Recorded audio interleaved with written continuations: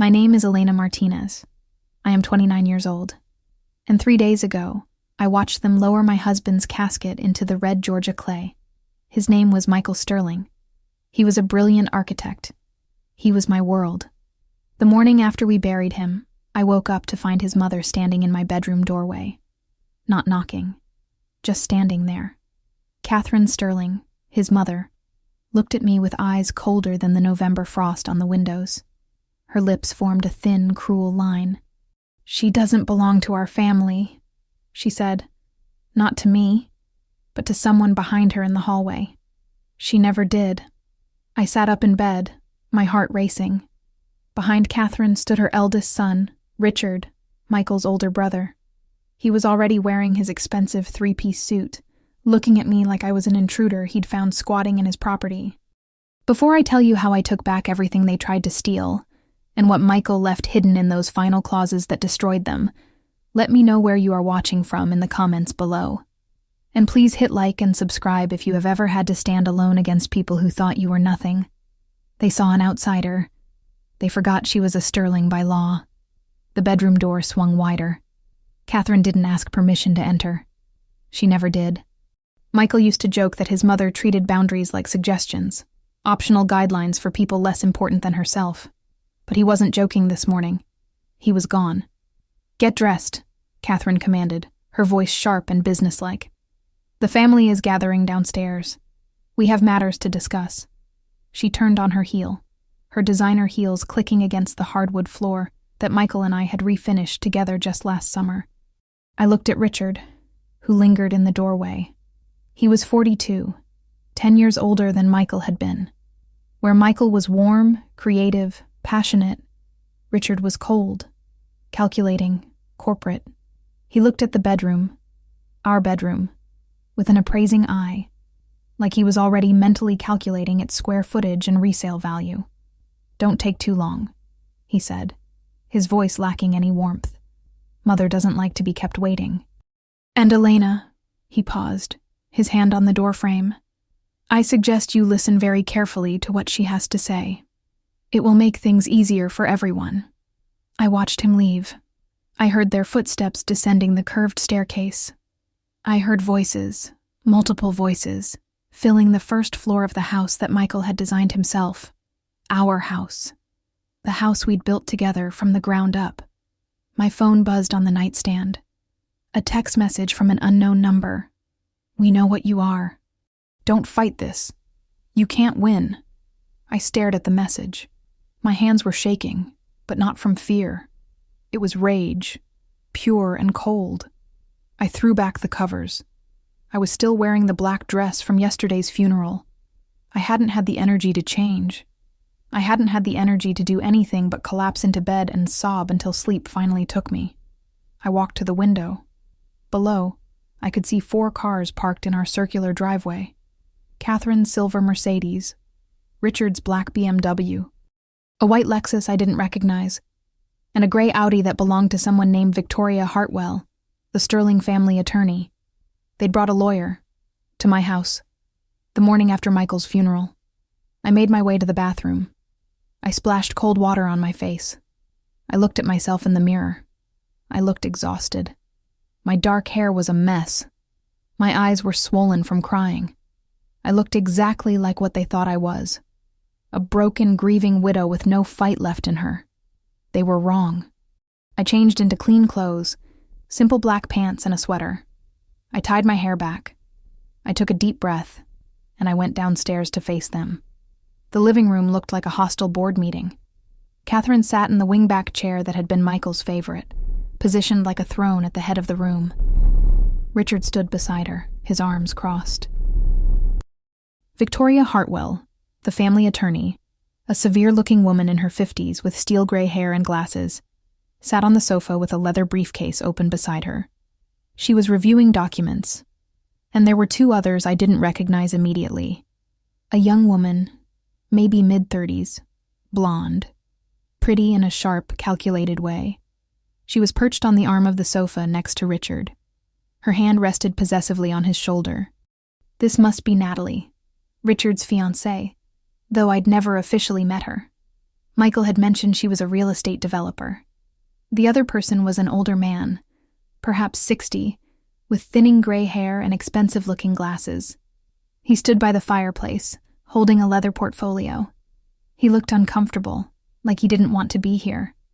I walked into my own living room, and all conversation stopped. They all turned to look at me. Catherine didn't stand. She didn't greet me. She just studied me with those cold, calculating eyes. "Elena," she finally said, my name sounding like an accusation. "Sit down. This is my house," I said quietly. "I'll stand if I want to." Richard let out a sharp, dismissive laugh. "Your house?" He exchanged a knowing look with his mother. Victoria, the attorney, cleared her throat. She was the professional, the one here to deliver bad news with legal precision. "Mrs. Sterling, perhaps it's best if you do sit down. We have some difficult matters to discuss, and emotions are understandably high." I remained standing. "Who are these people?" I gestured to the blonde woman and the older man. "I'm Natalie Crawford," the blonde said, her voice bright but with an edge. "Richard's fiancée. We're engaged." She held up her left hand, showing off a massive diamond ring. "I'm also a commercial real estate developer. I've been brought in to assess the property value of this estate." The estate. She called our home an estate. The older man shifted uncomfortably. "I'm Herbert Monroe. I'm an independent property appraiser. I've been hired by the Sterling family to provide a professional assessment." An appraiser. They'd brought an appraiser to my house. I looked at Catherine. "What is this?" Catherine folded her hands in her lap. She looked serene, almost peaceful, like she was about to deliver a blessing instead of a curse. "Elena, dear, this is about Michael's estate. It's about his assets, his property, his legacy." She paused. "And about your future, or lack thereof." "Excuse me?" Richard stepped forward, taking control of the conversation. He was the businessman, the executor, the one who knew how to deliver bad news wrapped in corporate jargon. "Let's be frank, Elena. You were married to my brother for exactly 3 years. 3 years. That's barely a moment in the context of a family legacy that spans generations." "What are you saying?" "I'm saying," Richard continued, his voice cold and matter-of-fact, "that this house, this property, the Sterling architectural firm, the bank accounts, the investments, all of it was Sterling family property long before you came into the picture. Michael may have lived here with you, but that doesn't make it yours." Victoria, the attorney, pulled out a thick document. "Mrs. Sterling, I need to explain something to you about marital property law in Georgia." "I know the law," I said, my voice steady despite my racing heart. "This is a common law property state. What we acquired during the marriage is marital property." "Not quite," Victoria said, her tone patient but condescending. "You see, there are exceptions, especially when it comes to property that was held in family trusts, property that was inherited, or property that was explicitly designated as separate property through legal documentation." She held up the document. "This house was designed and built by Michael Sterling, using funds from the Sterling Family Trust. The trust was established by his late father, James Sterling, 20 years ago. The trust document explicitly states that any property purchased with trust funds remains the property of the trust, not of any individual beneficiary or their spouse." I felt the blood drain from my face. "That's not true. Michael and I built this house together. We both signed the construction contracts. We both made decisions about every detail. You helped," Catherine said, her voice dripping with false sympathy. "You gave your opinions. You picked out paint colors. How lovely. But dear, Michael's name is on the deed. Alone. And more importantly, the funding came from the Sterling Family Trust, which I control as trustee. Let me be very clear," Richard added, pulling out his phone and displaying a document. "This house is not your house, Elena. It never was. You were Michael's wife, yes, but that doesn't entitle you to Sterling family assets." I looked at the faces around me. They were united. They had come here with a plan, with lawyers, with appraisers, with documents. This wasn't a family meeting. This was an ambush. "So what do you want?" I asked, my voice barely above a whisper. Catherine stood up, smoothing her skirt. She walked toward me slowly, deliberately. When she was close enough, she lowered her voice so only I could hear the venom beneath the polite words. We want you gone, dear. We want you out of this house, out of the Sterling family business, and out of our lives. You were a mistake. Michael made a lot of mistakes in his short life, and you were one of them. I stepped back, shocked by the cruelty in her voice. She continued, louder now, for everyone to hear. We are prepared to be generous. Victoria has drawn up a settlement agreement. You sign over any claims to this property, to the architectural firm, to any Sterling family assets. In return, we'll give you $50,000. That's more than fair for 3 years of marriage. 50,000? I repeated, stunned. It's generous, Richard interjected. More than generous, considering you brought nothing to this marriage. No education, no career, no assets of your own. You worked as a secretary at a dental office when Michael met you. You have no claim to his professional accomplishments or the family fortune. Natalie, Richard's fiancée, spoke up, her voice full of fake concern. Look, Elena, I know this is hard, but think practically. This house alone is worth $3 million. The architectural firm is worth 10 times that. You have no legal expertise, no business experience. If you fight this, you'll end up with nothing but legal bills. Take the $50,000, start over, move on. Herbert Monroe, the appraiser, added quietly, the property assessment I've completed shows significant equity. However, as the attorney explained, that equity belongs to the trust, not to the marital estate. I'm sorry, Mrs. Sterling. This is just my professional opinion. I looked at Victoria. Is this even legal? Can they just kick me out of my own home? Victoria's expression was neutral, professional. Mrs. Sterling, I represent the Sterling Family Trust, not you personally. I would strongly advise you to seek your own legal counsel. However, I can tell you that the trust documents are ironclad. This property is trust property. As Michael's widow, you have no automatic right to trust assets. If you contest this, it will go to court, and court battles are expensive and lengthy. The family is offering you a clean exit. A clean exit from my own life? I said, my voice breaking.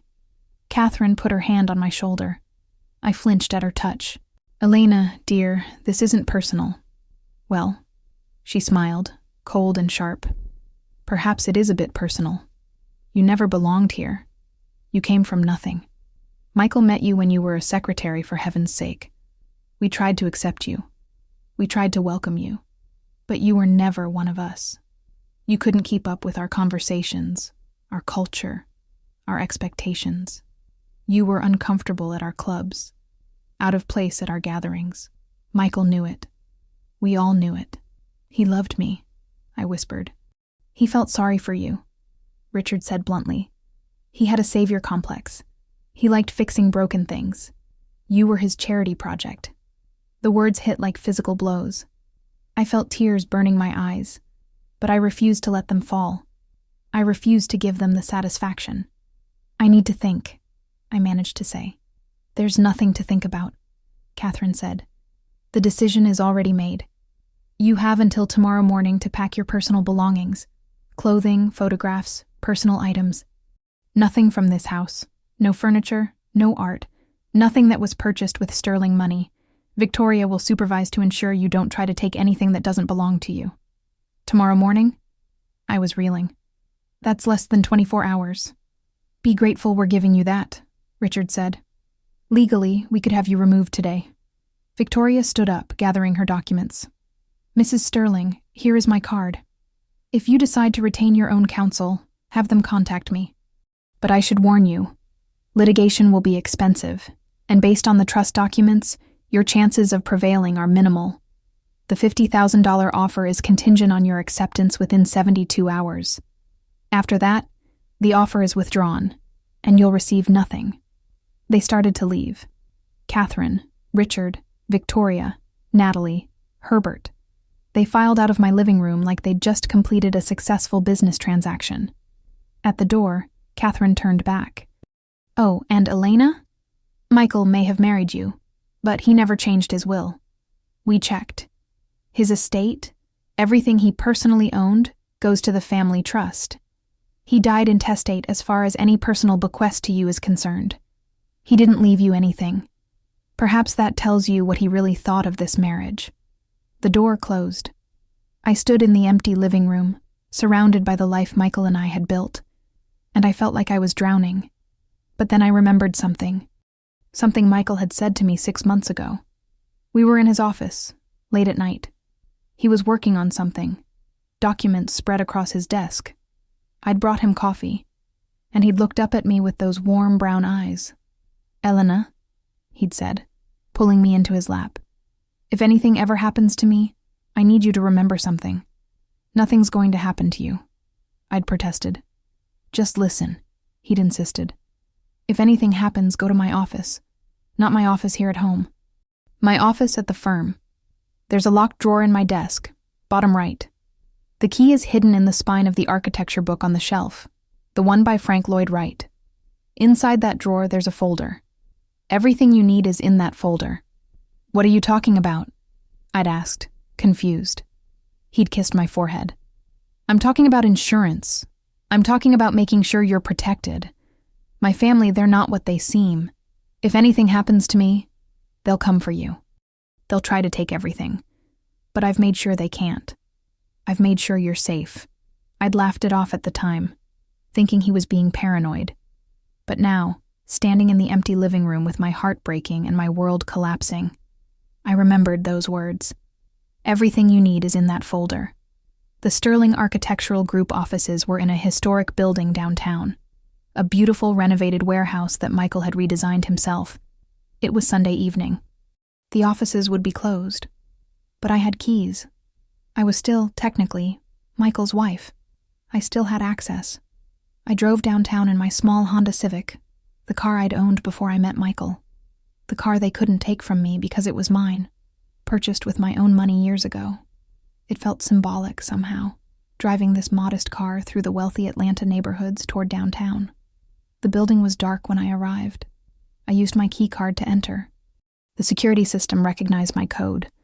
The lights flickered on automatically as I walked through the main floor, past the drafting tables and design stations, toward the back where the private offices were located. Michael's office. The door was unlocked. I stepped inside and the smell hit me immediately. His cologne, his coffee, his presence. I had to steady myself against the doorframe, overwhelmed by grief so intense it felt physical. But I didn't have time to break down. I had less than 24 hours. I went to his desk.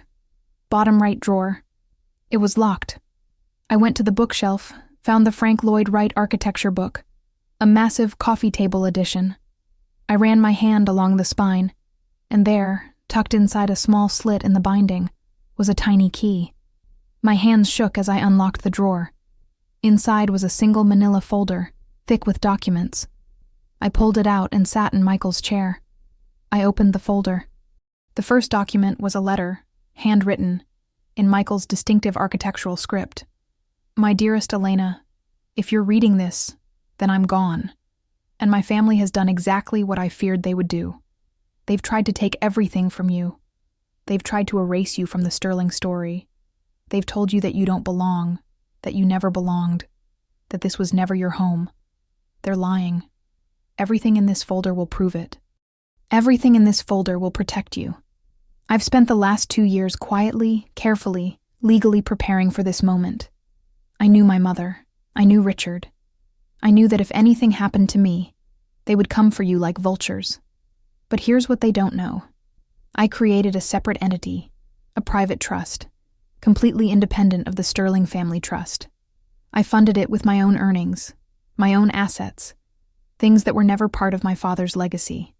This trust owns 49% of Sterling Architectural Group.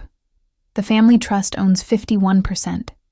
They can't sell the company without your consent. They can't make major decisions without your consent. You, my love, are now their partner. Their equal. Their check on power. The house. They'll tell you it belongs to the family trust. They'll show you documents, deeds, trust paperwork. It's all technically correct. The house was built with trust funds. But here's what they don't know. 6 months ago, I had the property quietly appraised and purchased from the trust. I used my personal funds, not trust funds. The sale went through a private transaction, handled by a law firm they know nothing about. The new deed is in this folder.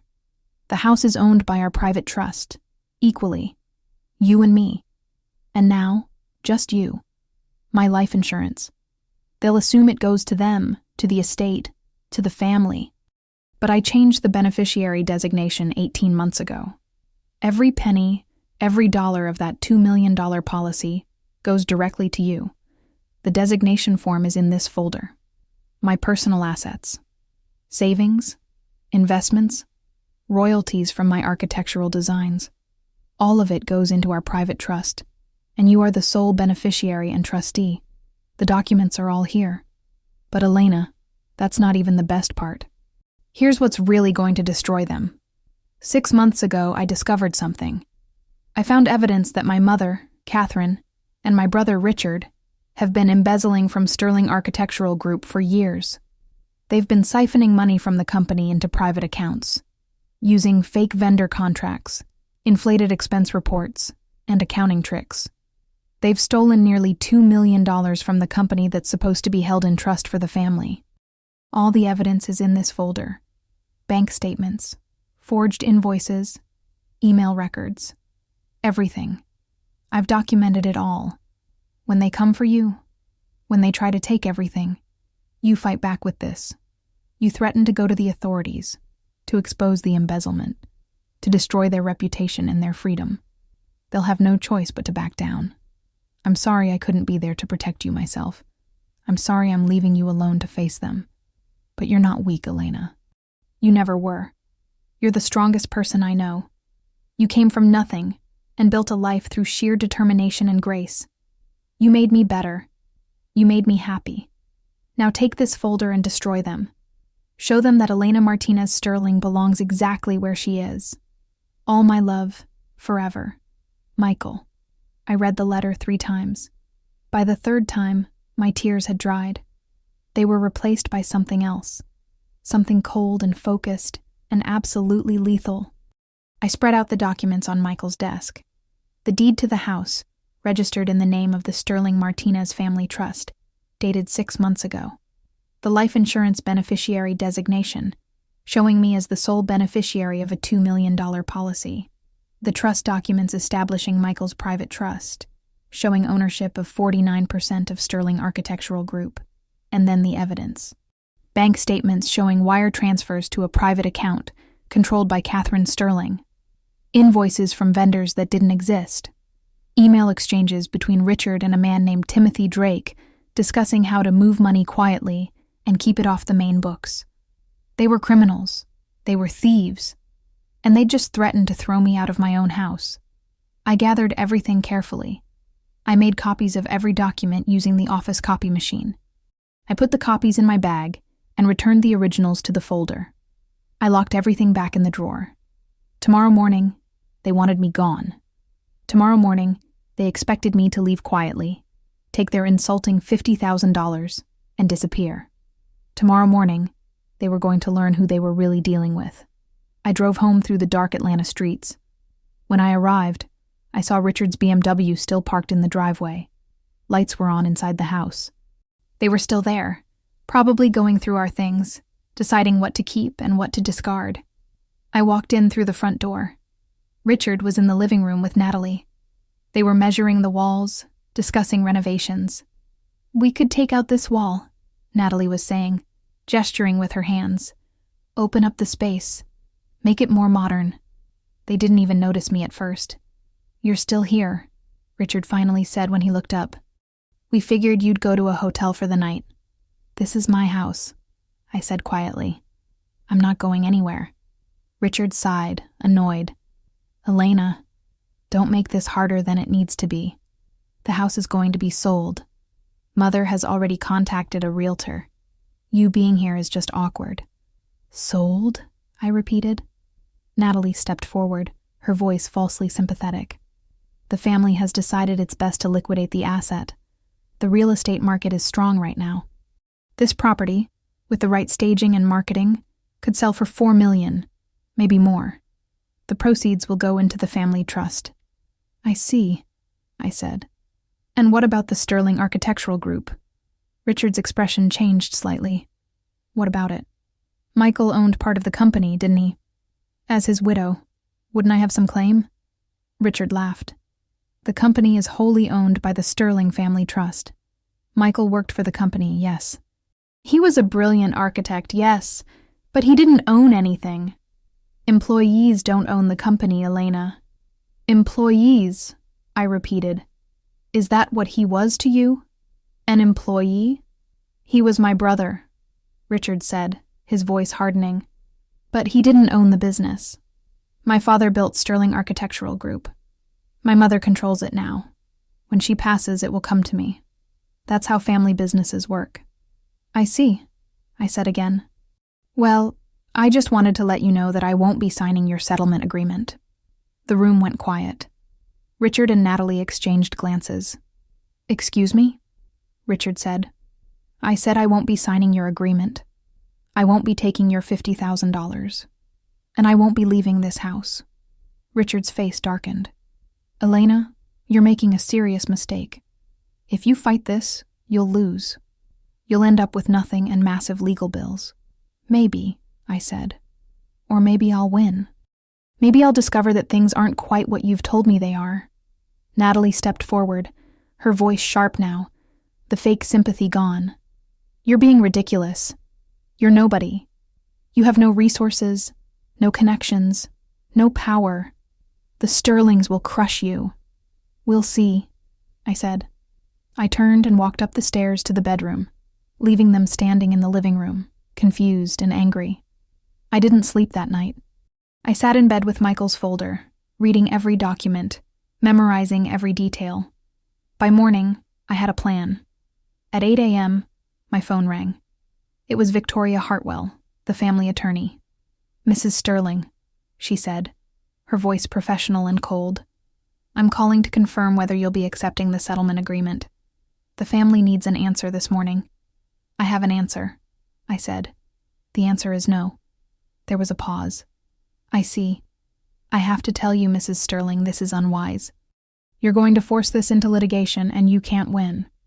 Maybe not, I said, but I can make it very expensive and very public. I can depose every member of the Sterling family. I can subpoena all the family trust documents. I can examine every financial transaction for the last 5 years. I'm sure there's nothing to hide, right? Another pause. Longer this time. What are you implying? I'm not implying anything, I said. I'm just saying that litigation is a discovery process. Things come to light. Sometimes things that people would prefer to stay hidden. Mrs. Sterling, have Catherine call me, I said. Have her call me herself if she wants to discuss this further. Not you, not Richard. Catherine herself. I hung up. 2 hours later, Catherine Sterling was sitting in my living room, not commanding the space this time, sitting on the edge of the sofa, her face tight with anger. What do you want?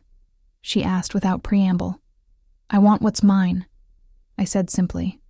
You have nothing, Catherine hissed. Michael left you nothing. I pulled out the deed to the house. The real deed. The one that showed the Sterling Martinez Family Trust as the owner. I slid it across the coffee table to her. She picked it up. I watched her face as she read it. I watched the color drain away. I watched her hands start to shake. This is impossible, she whispered. This property was trust property. I never authorized a sale. Michael bought it 6 months ago, I said. With his own money. Money he earned from his architectural designs, his patents, his royalties. Money that had nothing to do with your family trust. The sale was completely legal. The deed is recorded with the county. This house is mine, Catherine. Not yours. Mine. She looked up at me, her eyes blazing with fury. You conniving little... Careful, I interrupted. You're in my house. I can ask you to leave at any time. She stood up, clutching the deed. "This doesn't matter. We'll challenge it. We'll claim undue influence, mental incapacity." "Feel free," I said. "But while you're challenging it, I think the Georgia State Bar might be interested in some financial irregularities at Sterling Architectural Group." She froze. "What are you talking about?"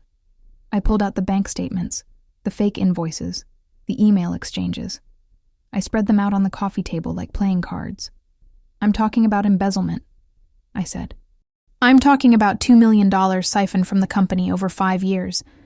I'm talking about fake vendor accounts, inflated expenses, and outright theft. Michael documented everything. He knew what you and Richard were doing. He was going to report it. But then he died. And now I have all his evidence." Catherine's face went from red to white to gray. She reached out to pick up one of the bank statements, but her hand was shaking so badly she couldn't grasp it. "That's impossible," she whispered. "Michael wouldn't. He was loyal to the family. He was loyal to the law," I said. "He was loyal to what was right. And what you were doing was wrong. You were stealing from your own family's company. You were betraying your late husband's legacy. Michael knew. He documented it. And now I know." Catherine sank back onto the sofa. For the first time since I'd met her, she looked old, fragile. "What do you want?" she asked, her voice barely audible. "I want you to leave me alone," I said. "I want you to acknowledge that this house is mine. I want you to acknowledge that I am a legitimate heir to Michael's personal estate. And I want you to stay far, far away from me." "And the evidence?" she asked, gesturing weakly to the documents on the table. "The evidence stays with me," I said, "as insurance. As long as you leave me alone, as long as you don't contest Michael's will or his trust, or any of his final wishes, the evidence stays private. But if you come after me, if you try to take what's mine, if you send your lawyers or your son or anyone else to threaten me, I go straight to the state attorney general. I go to the press. I destroy you. Do you understand?" She nodded slowly. She looked defeated, broken. "There's one more thing," I said. "Sterling Architectural Group. Michael owned 49% of it through his private trust. I'm now the trustee of that trust. That makes me a partner in the firm. A minority partner, yes, but a partner nonetheless. Any major decisions require my consent. Any sale of the company requires my consent. You can't cut me out, Catherine. I'm part of Sterling Architectural Group now, whether you like it or not." 49%, she repeated, stunned. "That's impossible. The company is wholly owned by the family trust." "No," I corrected her. 51% is owned by the family trust. 49% was purchased by Michael over the last 3 years, using his own earnings. Check your corporate records. Check the shareholder ledger. It's all there, all perfectly legal. Michael was very thorough. Catherine stood up slowly, unsteadily. She looked at me with an expression I'd never seen on her face before. It wasn't hatred. It wasn't contempt. It was fear. "You should leave now," I said quietly. She walked to the door. She paused with her hand on the handle. "He really loved you," she said, not looking at me. "I never understood it. You were so different from us, so unsuitable. But he loved you. He must have loved you very much to do all this." "He did," I said, "and I loved him." She left. The door closed behind her, and I stood alone in my living room, in my house, surrounded by the life Michael and I had built together. But I wasn't done. Not even close. The next morning, I received a call from Richard. "You think you've won," he said, his voice tight with barely controlled rage. "You think you've beaten us, but you haven't. You have no idea what you're dealing with." "I think I do," I said calmly. "That evidence you showed my mother, the so-called embezzlement, it's circumstantial. It's Michael's interpretation of legitimate business expenses. No prosecutor would touch it. You're bluffing." "Am I?" I asked. "Then why did your mother look so scared?" "Because you surprised her," Richard snapped. "But I'm not surprised. I'm not scared.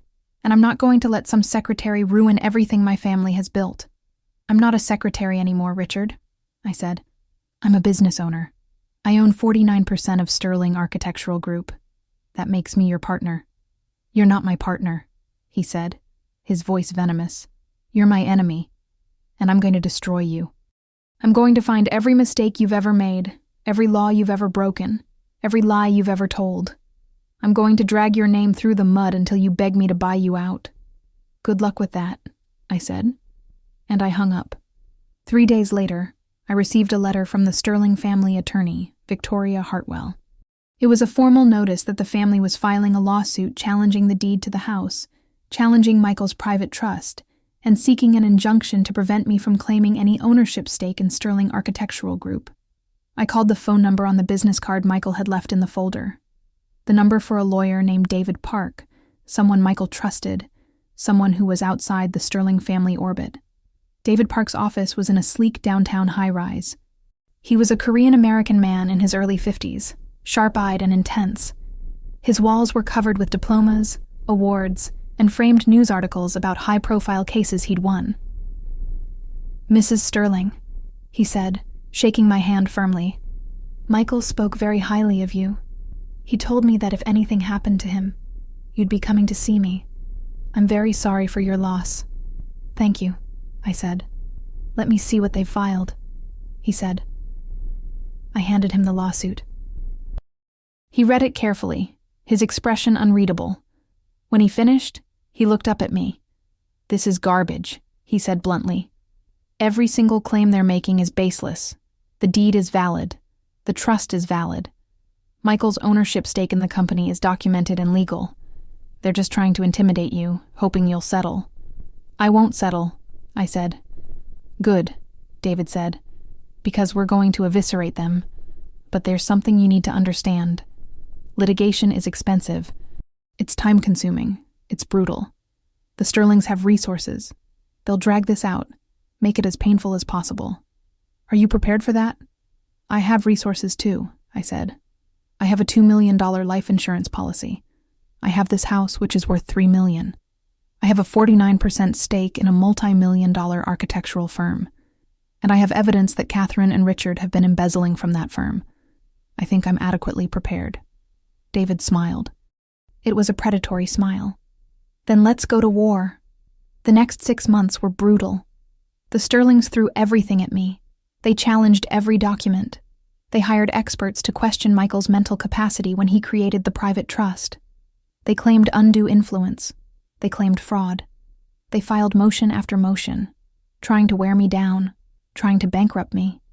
But David Park was a fighter. And more importantly, Michael had been thorough. Every document was legitimate. Every transaction was documented. Every legal step had been properly executed. And then we dropped the bomb. During discovery, David subpoenaed all financial records for Sterling Architectural Group for the last 10 years. Catherine and Richard tried to fight the subpoena, claiming it was overly broad and not relevant to the case. But the judge disagreed. The judge ordered them to produce the records. And when those records were produced, when independent forensic accountants examined them, the embezzlement became undeniable. $2 million. Gone. Siphoned away through fake vendors, inflated expense reports, personal purchases disguised as business expenses.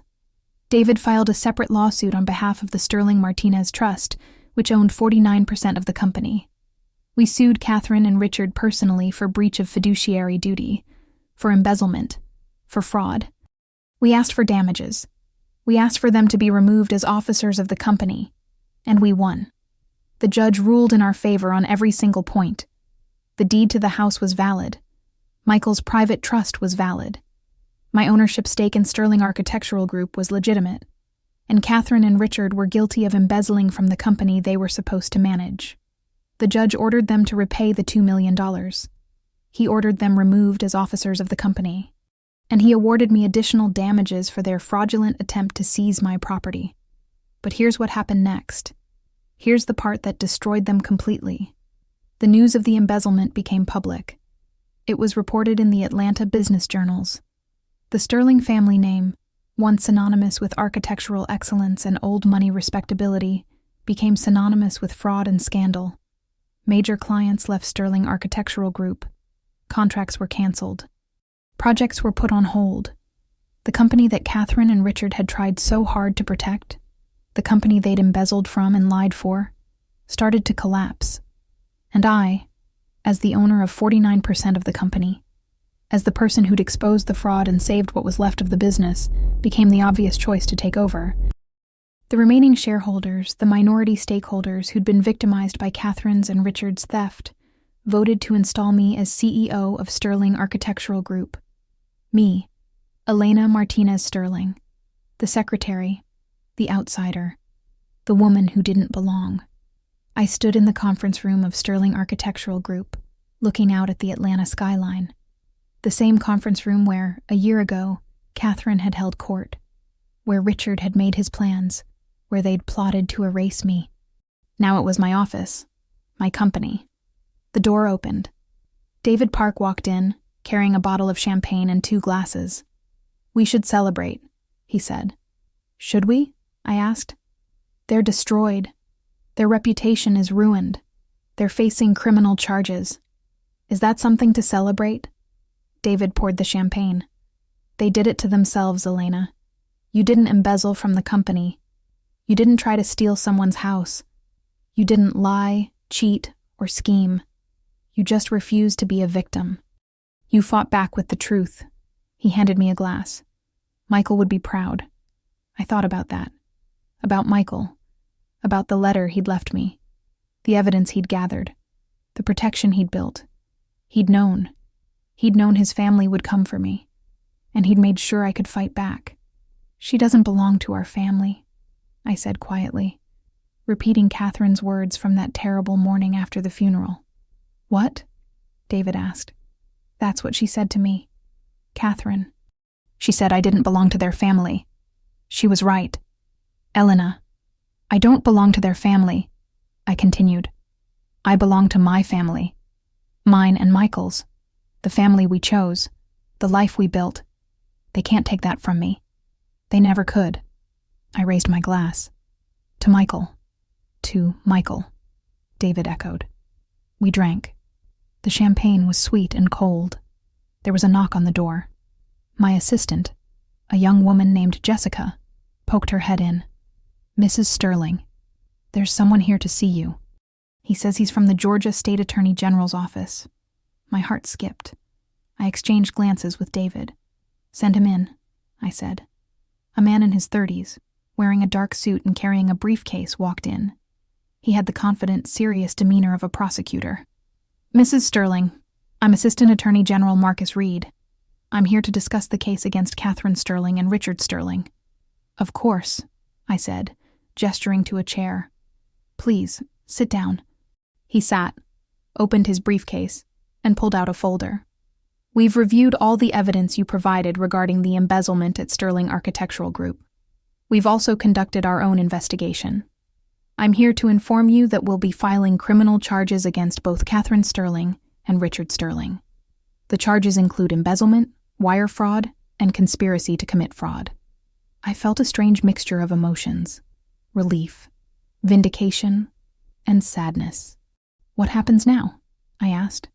"There will be a trial," Marcus Reed said. "We'll need you to testify. We'll need to present the evidence Michael compiled, as well as the forensic accounting reports we've obtained. Given the strength of the evidence, we expect the defendants will plead guilty. But if they don't, we'll take this to trial, and we'll win." "They'll go to prison?" I asked quietly. "Almost certainly," he said. "The amounts involved are substantial. The fraud was deliberate and sustained. Under Georgia law, they're looking at significant prison time." After he left, I sat alone in the office. My office. I looked around at the architectural drawings on the walls, the models of buildings Michael had designed, the photographs of completed projects. I pulled out my phone and scrolled to a photo of Michael and me. We were at the beach, laughing, the sun setting behind us. He looked so alive, so happy. "I did it," I whispered to the photograph. "I protected what we built. I didn't let them take it." 3 months later, I stood in a courtroom and watched Catherine Sterling and Richard Sterling plead guilty to embezzlement and fraud. They'd taken a plea deal to avoid trial. Catherine was sentenced to 4 years in federal prison. Richard got 6 years. As they were led away in handcuffs, Catherine looked at me. For a moment, our eyes met. She didn't look angry anymore. She just looked old and broken and defeated. I felt no joy in it. No satisfaction. Just a deep, profound sadness that it had come to this. But I'd done what I had to do. I'd fought back. I'd protected my home, my husband's legacy, and my own future. I walked out of the courthouse into the bright Atlanta sunshine. David Park was waiting for me. "It's over," he said. "It's over," I agreed. We walked to the parking garage together. "What will you do now?" he asked. "Run the company," I said. "Honor Michael's memory. Build something good." "You'll be great at it," David said. I thought about that. Me, Elena Martinez, the secretary who wasn't good enough for the Sterling family, now running Sterling Architectural Group. The irony was almost funny. But it wasn't about irony. It wasn't about revenge. It was about justice. It was about standing up for myself when everyone told me to sit down. It was about refusing to be erased. 6 months after the trial, Sterling Architectural Group landed its biggest contract in a decade. A massive mixed-use development in downtown Atlanta, $50 million designed by our team, with me as the lead executive overseeing the project. The local business journals ran articles about the company's comeback. Sterling Architectural Group rises from scandal. One headline read, "New leadership brings fresh vision to historic firm," read another. And there, in every article, was my name. Elena Martinez Sterling, CEO. I framed one of the articles and hung it in my office, right next to a photograph of Michael. "We did it, baby," I whispered. "We won." I often thought about what Catherine had said to me that morning after the funeral. "She doesn't belong to our family." She was right. I didn't belong to their family. Their family was built on lies, on pride, on the belief that money and status gave them the right to treat people as disposable. I belonged to a different family, a family of two, built on love and trust and partnership, Michael and me. And even though he was gone, that family still existed. It existed in this company. It existed in this house. It existed in every decision I made and every project I approved. They'd tried to erase me. They'd tried to throw me away like garbage. But they'd failed, because Michael had loved me. And when you're truly loved, when someone sees you for who you really are and loves you anyway, they don't just love you in the moment. They love you forever. They protect you forever. They build you a fortress of love that no one can tear down. Michael had built me that fortress, and I was standing in it, unshaken, unbroken, unbowed. A year after Michael's death, I received an unexpected visitor at my office. It was Natalie Crawford, Richard's former fiancée. She looked different, thinner, tired. The diamond ring was gone from her finger. "Mrs. Sterling," she said, standing nervously in my doorway. "I know I'm probably the last person you want to see." "What do you want, Natalie?" I asked, not unkindly. "I wanted to apologize," she said, "for what I said to you, for how I treated you. I was caught up in Richard's world, his family's world. I thought they were powerful and successful, and that I wanted to be part of that. But I was wrong. They weren't powerful.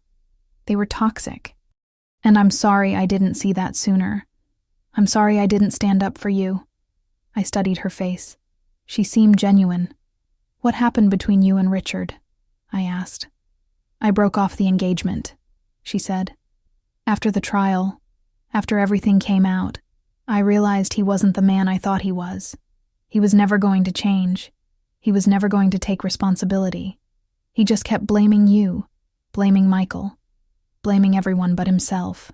"I'm sorry," I said. "Don't be," Natalie replied. "You saved me from making the worst mistake of my life." She paused. "I also wanted to tell you something you should know." "What's that?" "Michael used to talk about you," she said. "At family gatherings, when you weren't there. Catherine and Richard would make snide comments about you, about your background, about how you didn't fit in. And Michael would defend you. He'd tell them they were wrong. He'd tell them you were the best thing that ever happened to him.